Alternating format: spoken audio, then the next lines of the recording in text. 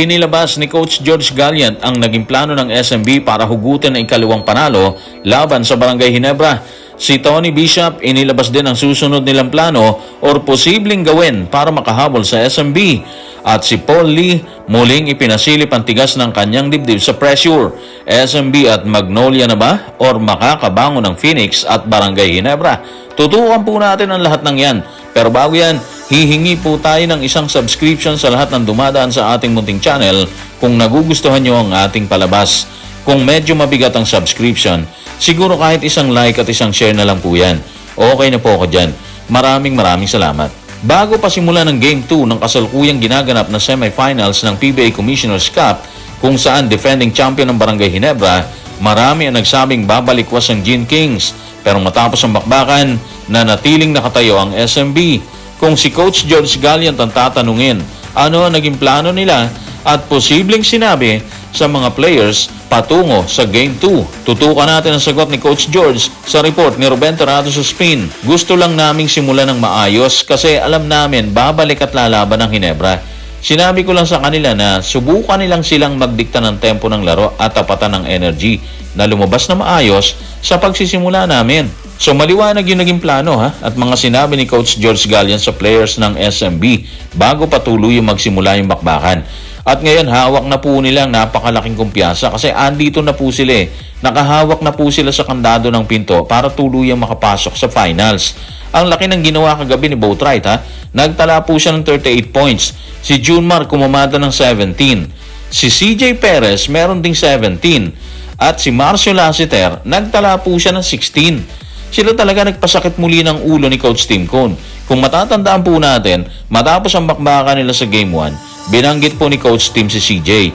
And of course, yung iba pang pwedeng kumamada para sa Game 2. Ayun, hindi po siya nagkamali. Inulit ni CJ ang lahat. Kasama niya si Marcio Lassiter. Kung yan ang naging plano ng SMB, base sa ibinulgar ni Coach George, naglabas naman ng pahayag si Barangay Ginebra import Tony Bishop matapos ang pagyukod ng koponan sa SMB sa ikalawang pagkakataon sa semis. Sa pahayag ay binanggit ni Bishop ang posibleng target ng Gene Kings sa susunod na bakbakan. Ano ang plano nilang gawin? Tutukan natin si Tony Bishop sa report ni John Ballesteros ng One Sports. Oo naman, hanggang sa matapos yan, pagsisikapan namin yan. Nakadalawa na sila, di ba? Kailangan naming ipanalo ang mga susunod na laban. At gagawin namin yan, one game at a time. Kailangan lang namin siguruhin na nasa ayos kami at ipanalo yung laban. Andito pa kami, ayusin lang namin ang ilang pagkakamali para manalo kami sa susunod na laban. So ang target or ang plano po nila is one game at a time. Actually medyo crucial na ang mga susunod na bakbakan kasi katulad po nung sinabi natin, malapit na ang SMB sa finals. Isang mali lang po ng Gene Kings, pupulutin po sila sa kawalan dyan. Mahuhubaran sila ng titulo ng ganung kabilis at ganung kasimple para sa SMB na pinangungunahan ni Benny Boatwright. Mahirap yung susunod na pagsalang ng Gene Kings versus SMB kasi nasa grupo po ngayon ni Coach George yung momentum. Habang sila, etong Barangay Ginebra, mababa ang moral po ngayon. Kasi dalawang sunod kakailanganin po nila ng napakahusay na players para sa susunod na laban para makaisa sa SMB. Sa magkasunod na talo ng Ginebra sa SMB, tila may nabuo na sa isip ni Tony Bishop. May nakita siyang kalidad sa players ng SMB na tila hindi nangyayari o wala sa kanilang koponan. Ano nga ba ang nakikita ni Bishop sa players or koponan ng San Miguel Beer? Tutukan natin si Tony Bishop sa report pa rin ni John Ballesteros ng One Sports. Nasa kanila na po lahat Meron silang mga shooter sa labas. May malaki sa loob.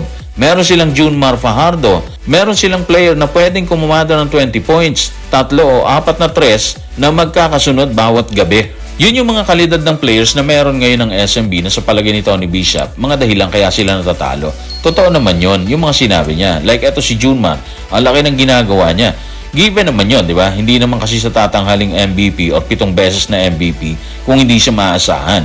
Pero sobrang laki talaga ng problema ngayon ng Gene Kings. Bukod kasi sa mga tinura ni Bishop, parang wala silang kapaguran para itakas or takasan ng anumang iharang ng Barangay Ginebra. Katulad ni Boatwright meron po siyang 38 points, meron siyang 9 rebounds. Tapos, nung 1 minute and 43 seconds na lang yung natitira, kumamada po siya ng 3 kung saan ipinako ang 99 points ng SMB laban sa 93 ng Barangay Ginebra.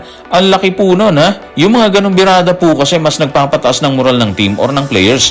Dulo na kasi tapos kakamada siya ng 3, so masakit yun sa panig ni Coach Tim Cone. Ngayon na dalawa na ang talo ng grupo nila, nakikitang paraan ni Tony Bishop para maisahan ang San Miguel Beer na tila walang kapaguran sa mga birada. Ano ang dapat ayusin ng Barangay Ginebra? Ito po si Tony Bishop sa report ni John Balestero sa One Sports. Kailangan lang naming ayusin ang ilang bagay sa aming depensa. Sa opensa, kailangan naming tiyaking makakiscore kami at patuloy na makahanap ng players na bukas sa kanilang pwesto. Suma total, maraming dapat gawin at trabahuin si Coach Tim kasama ang grupo ng Gin Kings.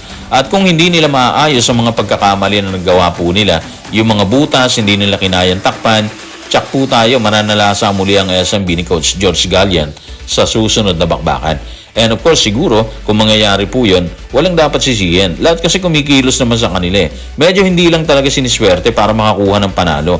Sobrang magaling lang talaga ang import ni Coach George. Tapos, bumalik pa si Junmar na na-sideline ng ilang laro kasi nagka-injury, di ba? So, siguro abangan natin bukas yan, linggo, kung ano magagawa ng Ginebra. Kung makaka-adjust ba sila at maayos ba nila, dapat nilang ayusin para maisahan ng SMB. Kung namamayagpag ang SMB laban sa Barangay Ginebra sa semis, namamayagpag din ang Magnolia Hotshots, ang itinuturing na intro voice ng fans. Bida sa kanilang panalo si Paul Lee na kumumada ng isang napakalalim na 3 para saelyuhan ng 81-76 na kalamangan habang may natitirang 55.4 seconds sa orasan na tila hindi na ikinagulat ni Coach Chito Victolero. Ano ang kanyang pahayag tungkol dito? Tutukan natin si Coach Chito sa report ni Romel Fertas Jr. na Inquirer. 8 taon ko nang kilala si Paul at alam kong kaya niyang ipasok ang anumang tira. Marami na siyang ginawang birada sa mga nauna naming laro. Ginawa na niya yan laban sa Ginebra, sa NLEX at sa iba pa. Ganyan na siya kahit nung nasa rain or shine pa siya. Actually, hindi na rin ako nagulat nung ikamada ni Paulie yung isang napakalalim na 3. Siya kasi yung player na napakatindi ng pulso. Alala niyo naman siguro nung ibuslo niya yung 3 free throw kalaban nila China, di ba? Nung time na ma-foul siya, wala nang oras Tapos lamang ang China ng 79-77. So dahil foul na siya sa 3-point area, may penalty na 3, di ba? Ayun, walang kahirap-hirap na hinagis lang ni Paulie ang bola ng 3 beses. Tapos niyan, panalo ang Pilipinas laban sa China. Ganong kabigat ang isang Paulie. Parang walang karespeto sa pressure, di ba? So ngayon, may 2 na ang SMB, may 2 Magnolia. Maganda to Tingnan natin kung sila na ba or makakahirit ang Phoenix at Barangay Ginebra para maiba yung senaryo. Tutukan po natin yan sa mga susunod na bakbakan. So guys, maraming salamat.